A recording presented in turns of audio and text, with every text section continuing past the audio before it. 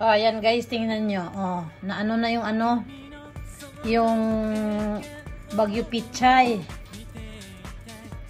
So, tatakpan ulit natin yan dahil para yung kanyang ano, lasa, yung aji. Santo, aji tsuki ga dekiru ni yokuri ni sa ayan, mayroon pa tayong maliliit na mga mushrooms, guys.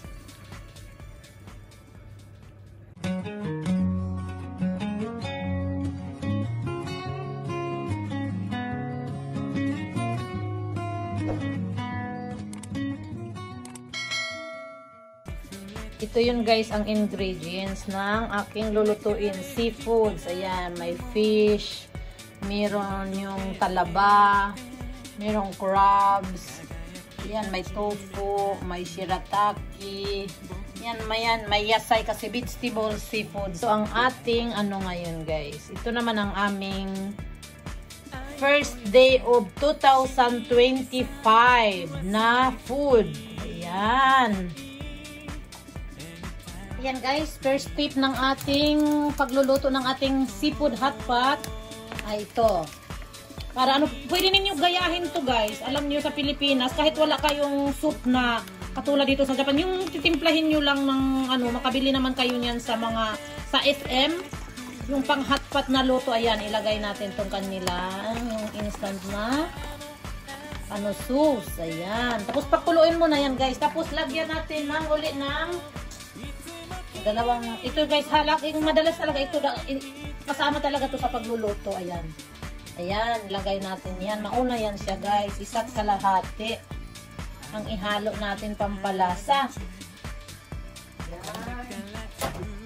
Papakuluin muna natin yan siya guys. Yan, pag kumulo na yan, siyempre ayan, hahalo-haloin yan. Pag hinalo kasi yan, malulusaw naman kasi yan.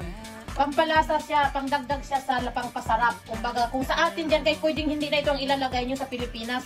Pwedeng yung Knorr or kaya yung Magic Sarap. Yung ganon, pwede na yun. Guys, dahil kumukulo, na una natin ilagay guys yung ano,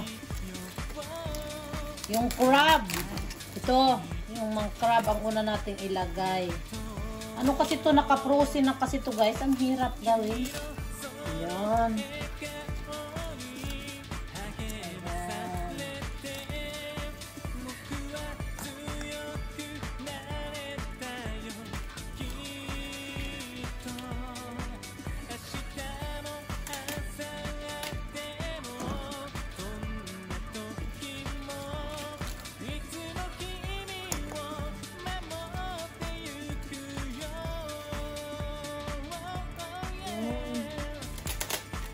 Yung crabs. Lagay natin yung crabs guys. Mauna yan.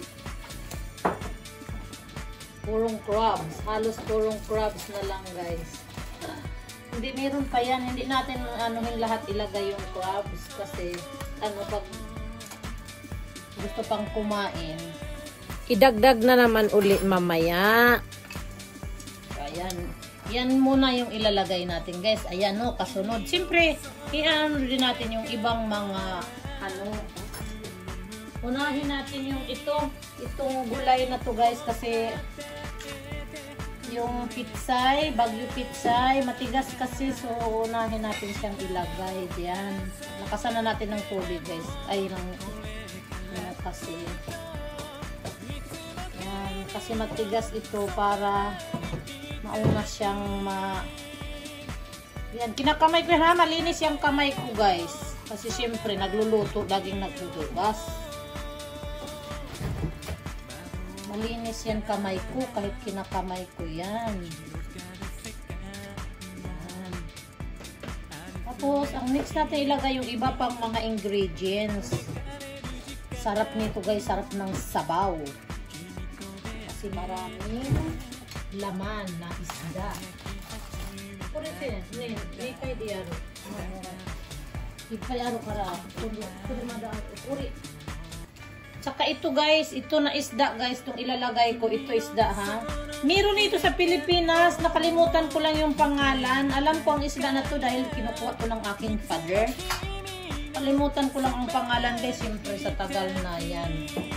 Lalagay natin yan ha. ingredients na iba't iba. Ayan, ganyan siya. Ayan.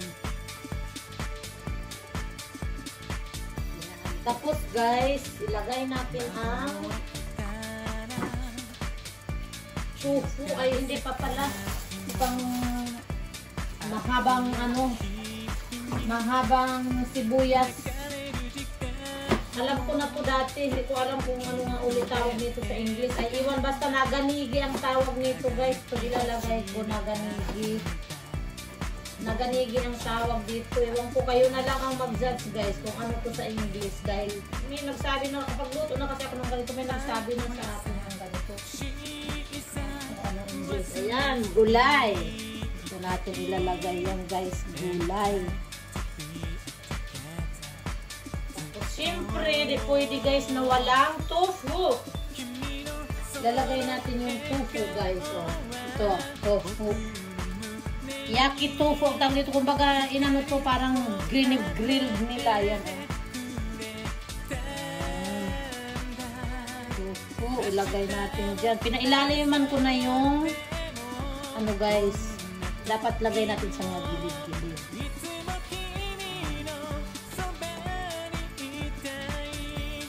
Tapos, ang kasunod niyan guys ay itong shirataki. Dahil matigas ang shirataki. Mara, alam ko guys, may shirataki sa Pilipinas. Pero hindi ko lang alam kung saan mabibili. Sa palengke ba o saan. Basta meron nito sa ano, Pilipinas. Nakakita ako nito. Ito guys, oh, kinakamay ko ha. Pero baka sabihin nyo, ayan oh. Yan, yan siya. Tapos, ang next guys ay yung ating kaki. Yung talaba. Yan guys, ilalagay natin sa gitna yung talaba. Para lalong sumarap ang lasa nito guys, pag hindi kasi kumpleto ang mga ilagay natin. Yan, sa gitna yan. Yan, kumukulo na siya. So, dagdagan ulit natin ng yung tinatawag ko guys na kanin ay yung crabs. Kani kasi ang tawag nun in Japanese. Ayan. Lagyan natin yung mga crabs dyan, yung mga kanyang mga galamay. Ito, mga galamay ng crabs. Masyado kasi maano to. Ayan.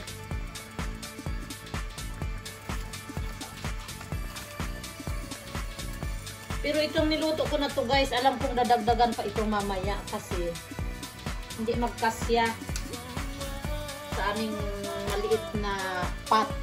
Ayan.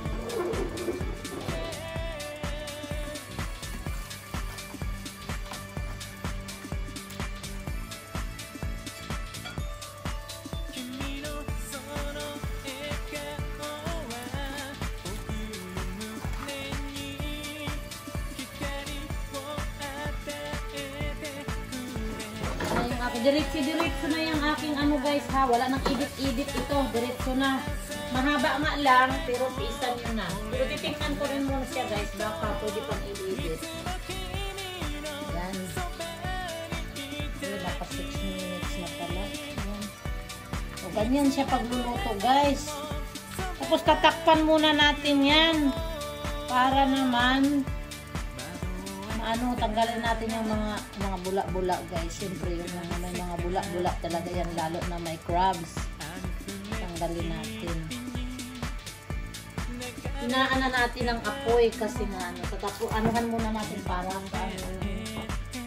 takpan muna natin na mga 2 minutes.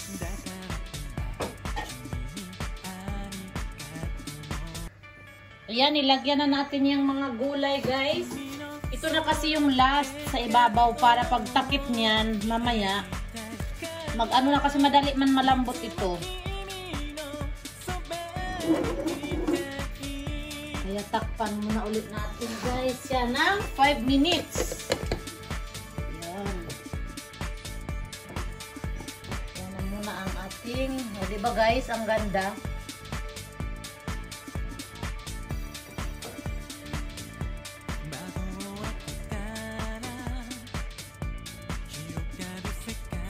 Oh, ayan guys, tingnan nyo. Oh, na ano na yung ano, yung Bagyo Pichay.